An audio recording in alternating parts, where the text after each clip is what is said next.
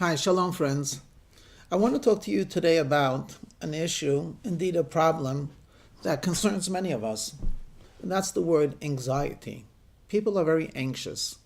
Now, I'm not going to be philosophical about it, nor am I a medical professional, so I'm not going to be talking about anxiety disorders. I want to talk about it in a more general way, and perhaps you'll find something of value in what I have to share with you.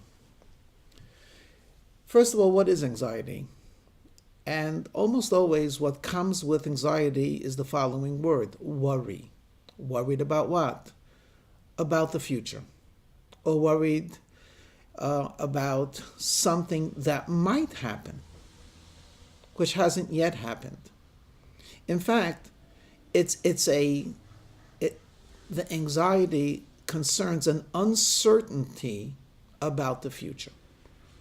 I want to ask you a question. If perhaps you were told that in 6 months from now, 20 people of your company will be given a pink slip, would you prefer to know in advance that it's you? Or would you like to believe that for the next 6 months, you have your job and then whatever happens, happens? I believe most people would prefer the former. If you're going to fire me, let me know. But not letting me know and yet having that uncertainty over me is really very unfair. And you get very irritable and very anxious, very short-tempered, and very worried. Or for that matter, if you took a medical test and the results have not yet come in, many of us would be more anxious than if we actually knew what the result would be. What is the major difference between these two? The knowledge that you're going to lose your job with a certainty or the potential loss of a job? I think that one way of explaining it would be the word control. Anxiety means, to many of us, where you feel you are not in control. So if I'm told I'm going to lose my job, heaven forbid, in 6 months, so now I have a decision to make. What do I want to do about it? I could become sad. I could look for another job. I could start making alternative plans. I could commit suicide. There's a lot of things that I can do based on that knowledge. So to a certain extent, though I cannot force myself and my employer to hire me, I still have a sense of control. But when I don't know, I don't have any control whatsoever. What am I supposed to do? I cannot control events because I don't know what those events will befall me. If I know I have a certain disease, again, I could look for a second opinion. I could look for alternative therapies. I could start making plans for a surgery, or I could come to a sense of acceptance. Let me just accept what happened. But if I don't know, how am I supposed to plan? I'm not in control. So I want to suggest a very simple thing.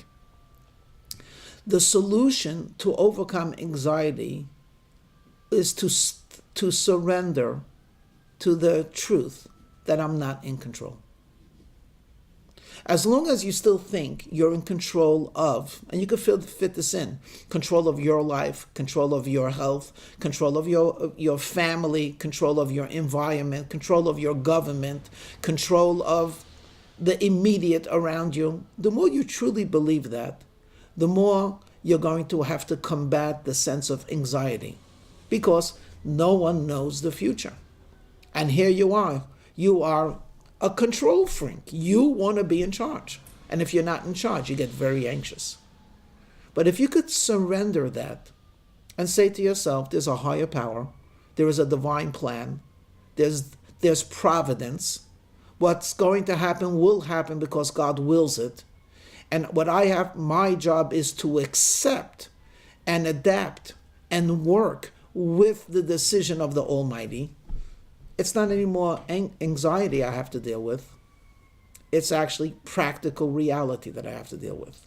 Not with uncertainty, but indeed I could be serene even with the knowledge that I'm not going to have a job. Because after all, God is the one that's orchestrating this event, and I always have recourse to ask him to reconsider, or to open up another job, or to get me in employment, or whatever else. I often try to use humor to illustrate truths. One very famous humorous story is about a man who's hiking alone. Whether or not this is wise, I don't know.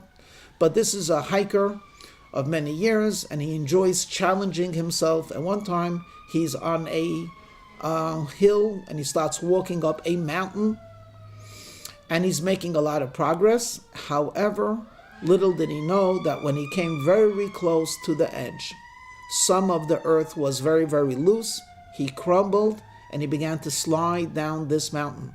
Of course, his immediate response was to grab on something to arrest his fall, and God helped, and he found a twig, actually a small bush sticking out, and he held onto it literally for his dear life. He didn't have to be a genius to realize that this is not going to support his weight for too much longer. He's looking desperately for footholds, and he tries to put his toe into some type of ground, something that will support him, and he realizes all he has is moments before that twig or that branch is going to give way. So he shouts, "Help, help, anyone there? Is there anyone that hears me? Please, help, emergency."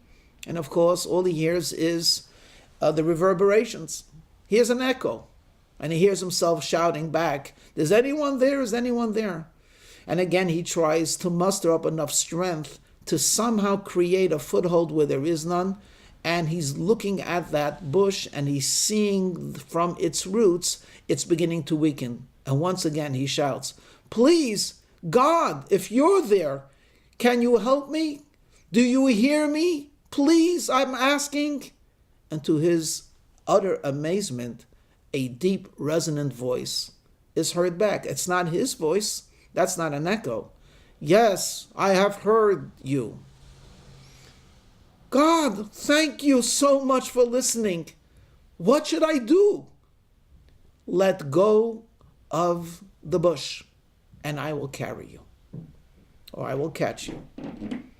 And the way the story goes is, he waits for a moment or two, and then shouts, "Is there anyone else out there, please? Is there anyone that could help me?"